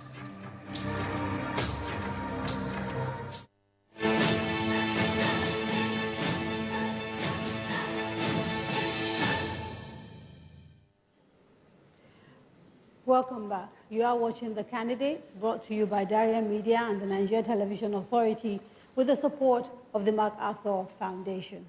We've got a number of questions, Mr. President, so I'll read a few and then come back to you. There was a question that we didn't get to addressing, which was on whether you have any special plans different to the plans you have now to deal with people who are corrupt and are walking around freely if you are re-elected into office.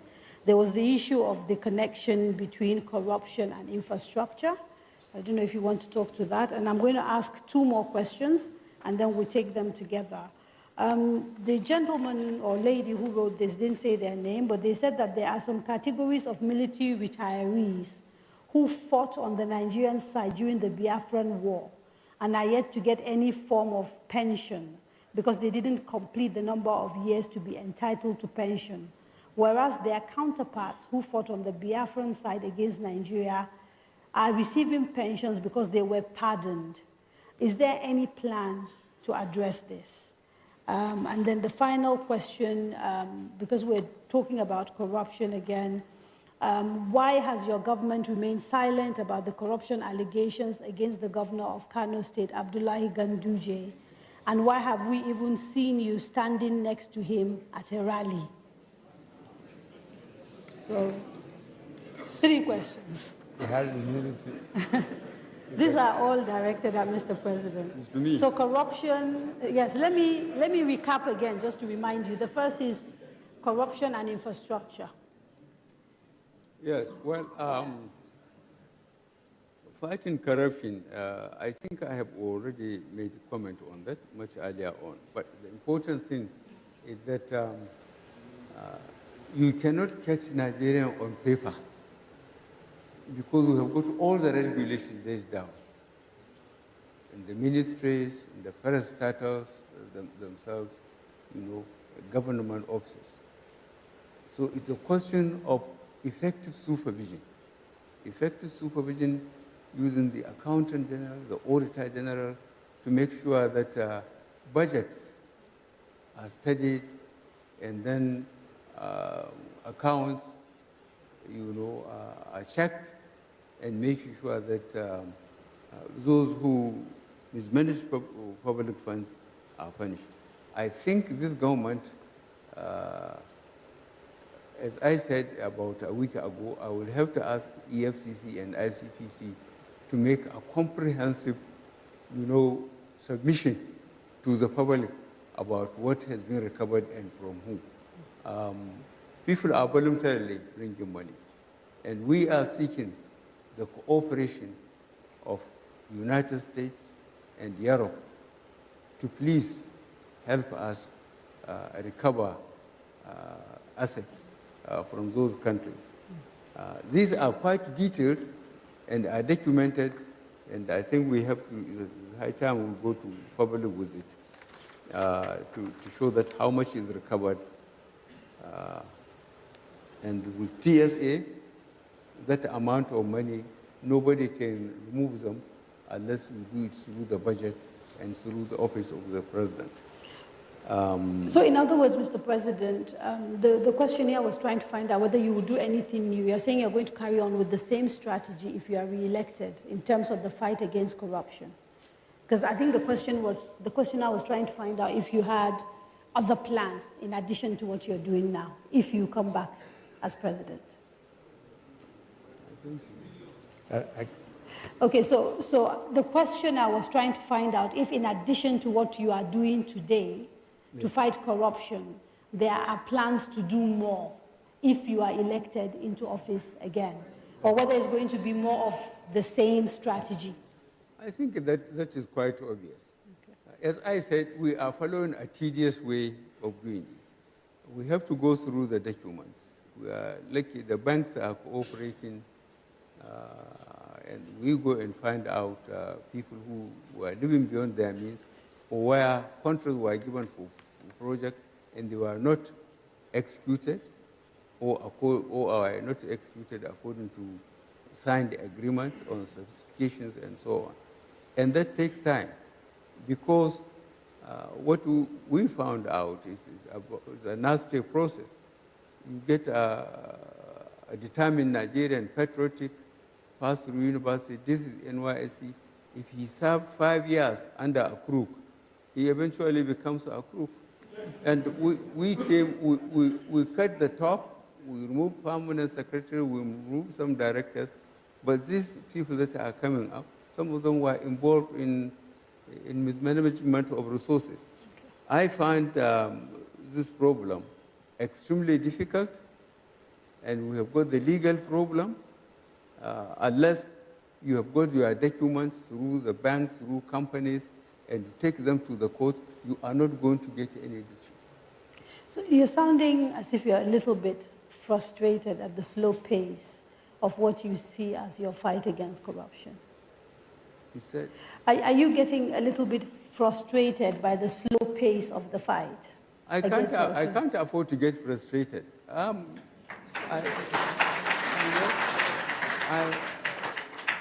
I keep on telling the law enforcement agencies, and the administrators in the ministries, it's their own responsibility, to document mismanagement, and if it has to come to presidency, let him do it.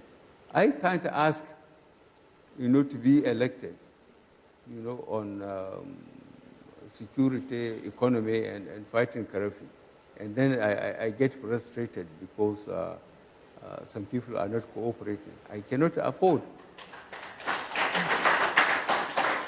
So there was the second question about Governor Abdullahi Ganduje of Kano and why we have not heard you make any comment on this matter. And people are surprised they saw you on a podium with him, raising his hand and campaigning with him. No, that's not true. No, I will defend myself on that. I haven't gone to Kano yet. Right. I have just gone to Kogi today, in my venue. That clip, somebody brought it me, how the governor of Kano State was receiving dollars and smiling and putting it in his pocket.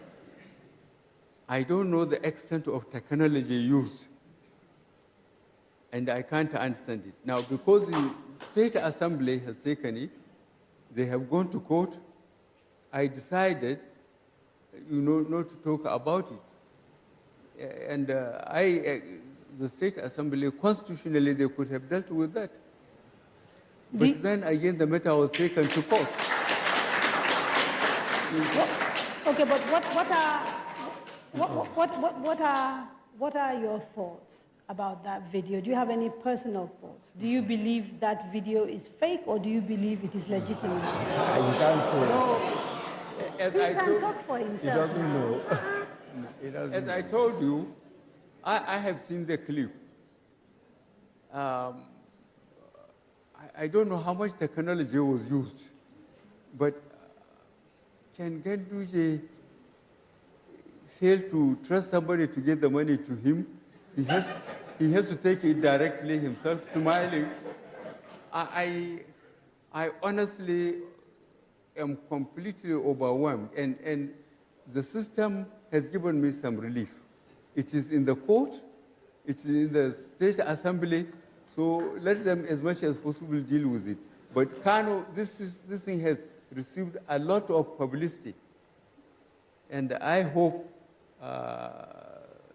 by the time I go on my campaign for re-election, there will be some answers from the courts or the State Assembly in Kano State about the performance of that. The final question, Mr. President, that I read earlier is to do with the military retirees. Can we please have some silence? Sorry, apologies. Yeah. So the question on military retirees who fought on the side of Nigeria but who didn't serve the requisite number of years and so are not receiving pensions, even though their counterparts, the same story, but they served on the side of Biafra, got pardoned and therefore are able to access pension. Do you have any plans for those Nigerian soldiers and how to help them access their pension? We are extremely concerned about the morale of not only soldiers, but retired people. I think if you are following up about 3 weeks ago, 2 to 3 weeks ago, what we did with the Nigerian Airways workers. We paid them, and I know the military, they are conducting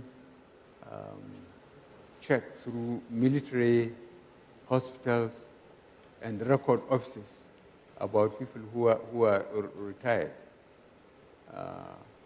And I think payments are being made. even to the families of the deceased.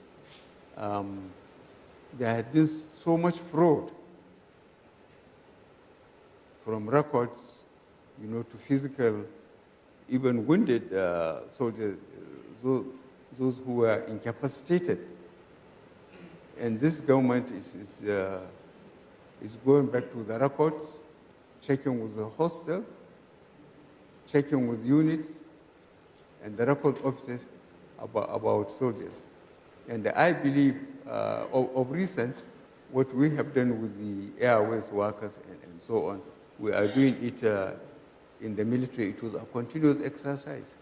And I believe the military are having confidence that now they are being looked after, especially the ones that were injured and they became disabled. We are revisiting all that. Okay, so since we're talking about disability, there was a question asked about a bill that was transmitted to you, the disability bill, which you have not signed. About? The disability bill that was transmitted to you by the National Assembly and which you haven't signed. Do you want to respond to that? It was asked by a gentleman. Yeah. Injured and rehabilitation. No, the disability bill. The one sent to the National Assembly. Yes. But disability bill. It's been sent to the president. I think we sent to the National Assembly. They returned it to you. I'm not aware of that. It's been returned. No.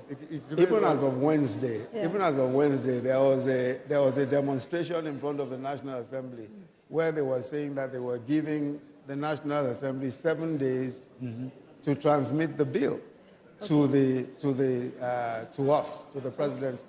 I'm not aware of that. Okay. We're not aware. Let me quickly ask you a few questions on the economy because we are running out of time and we have to round up very, very quickly. You are the chair, of course, of the National Council on the Economy. I can't hear you well. You are the chair of the National Council on the Economy. So yes. I want to direct this particular question to you, and it's been coming in through various means as well. When you came into government in 2015, you essentially came into office and there was an economy that was growing. Not long after that, we entered negative growth and then recession. How do you explain inheriting a robust economy and then going into a recession? Well, I think it's a very good question.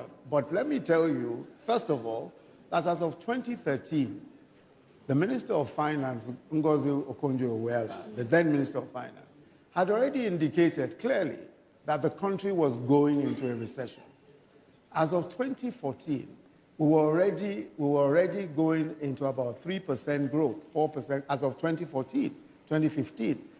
As of the time when we took over office, it was very clear the direction that the economy of the country was going. At that time, we had external reserves of about $28 billion, when we were at the time earning between $100 and $114 a barrel. If you look at the figures, if you look at the growth figures were actually declining as of 2014, 2015. So it wasn't a question of the growth figures going up as of 2015 when we took over office. As a matter of fact, it was in decline. Now, what worsened the situation is that you would have expected that in the periods of prosperity, the 4 years preceding, when we earned $383 billion, that there will be some savings.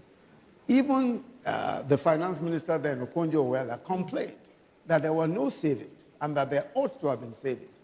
And there are several other people who have admitted that they ought to have put some money aside. When we came into office, oil was at $28 a barrel, down from an up of 100 to 114. And then we were losing production in the Niger Delta. We were losing up to 1 million barrels a day. So we were in a situation where the economy was already on a downward slide, no savings whatsoever. We were losing on production. So clearly, I mean, for a country that was solely earning money from oil, and when your oil is down to $28 a barrel, you are not producing up to 1 million, clearly you are going to enter into a recession. Those are valid points to make, but the argument has been that we kind of knew it was coming, and our way of handling it, particularly the confusing policies of the CBN at the time, eroded the CBN, eroded confidence, and so led to capital flight and a whole bunch of other issues, thereby making a bad situation much worse. You take no responsibility at all. I don't agree with you. I don't agree with you. You see, the point of the matter is that it's easy to advance a point of view and say that that point of view is responsible for what we saw. And the point I was making to you is that there was a steady decline.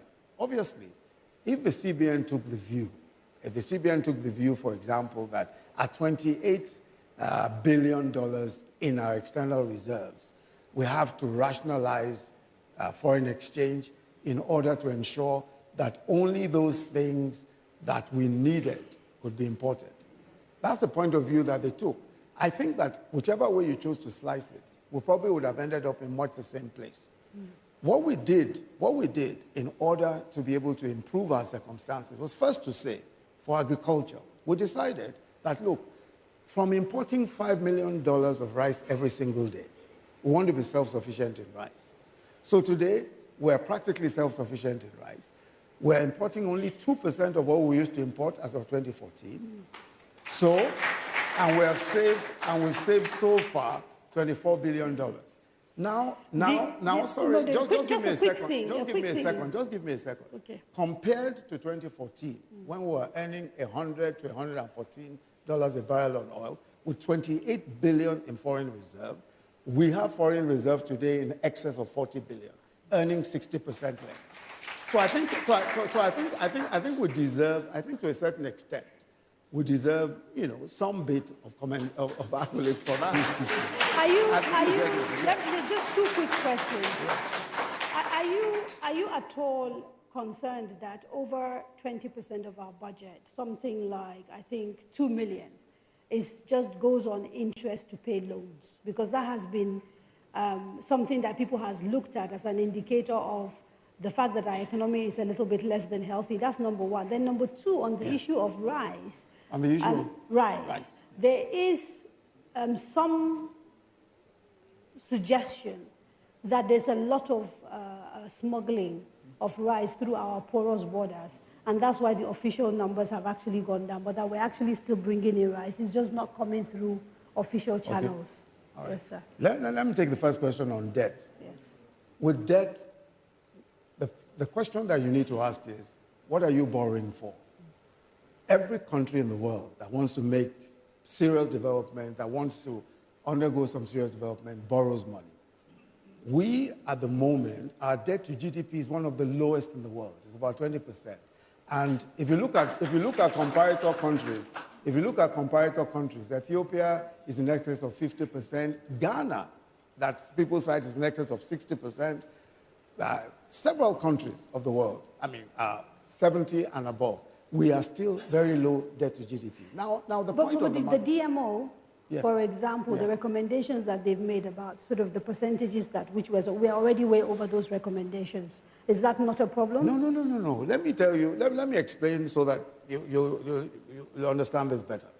Now, what you put aside to service your debt, right, the question you need to ask is, what are you spending on? What we are spending on is infrastructure. So that in itself is meant to generate revenue, is meant to do well for the economy. So we're building the Lagos-Kano Rail. Our counterpart funding, we put on the table, our whole counterpart funding. We've done Alajawari, we completed Abuja, Kaduna, we completed the light rail within Abuja here. Lagos-Ibadan Expressway, we're doing it. Second Niger Bridge. These are borrowings that we took and we ensured that they were for infrastructure. And for the first time in about 10 years, we're spending almost 30% of our revenues on capital, on infrastructure. So clearly, if you talk about borrowing, people talk about borrowing as if, it's an individual that's borrowing. A government, a country, borrows and uses, what a country does is that you need to use your GDP. You need to consider what your GDP is. The problem that we sometimes have is what is called revenue, debt to revenue. In other words, we are not making enough money from revenues. In other words, from taxes, we are not getting enough money. It is higher than ever before, as you've seen from the figures. From oil, we should be earning more. From other sources, we should be earning more. So really what we should be doing, and this is what the government has been working on consistently, is earning more. So we have a debt to revenue issue. In other words, what we should be earning is much less than what our debt is. But fortunately for us, most of our debt is local. Most of our debt is Naira because it's in treasury bills and all that. So we are not in any kind of danger, and we are borrowing right. We are borrowing for the right things. Okay. We are borrowing for infrastructure. Well, we have very little time, so I'm going to ask Mr. President one question and then ask the two of you a single question. So, Mr. President, there has been a lot of speculation around your health. And the concern is that if you come and win a second term of office, whether you will be healthy enough to run. Are you okay? Will you be able to contest and run for office? That's number one. And the final question, and it's to the both of you, if you lose elections, will you accept and go back? If what? If you lose elections, will you accept the results? Well, that sounds like if impossible. I think we have made our case, and I hope you will have time to watch my visits to Bauchi, to Kogi, and try and watch the other visits to the states, and then see whether I'm fit or not. The way I go around the stadium and respond to the cheers of voters and explain our position and explain to them where we found the country when we came 2015, where we are now, what we were able to do in between with the resources available to us. And I'm very, very satisfied with the reaction from the real voters.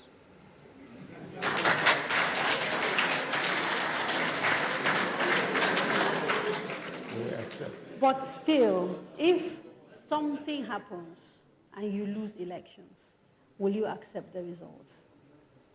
That wouldn't be the first time I lose the election. Don't forget. Don't forget. I tried 2003, and I was in court for 30 months. 2007, I was in court for 18 months. 2011, I was in court for 8 months. And I went up to Supreme Court. The third time, I said, God day. And the fourth time, God and technology came in. The PVC and card readers, you know, the opposition took it for granted.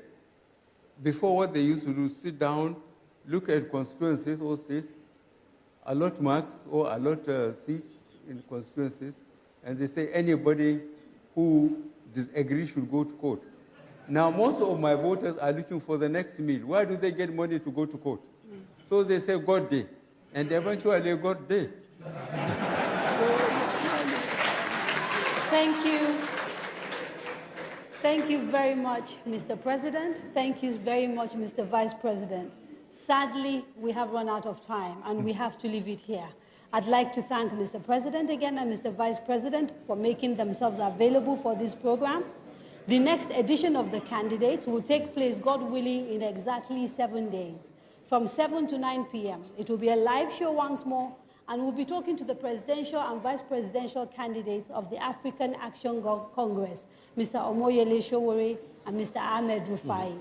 Please join us. Until then, on behalf of the team at Daria Media, the Nigeria Television Authority, the MacArthur Foundation, and all of our other partners, we thank you for watching. Have a very good evening.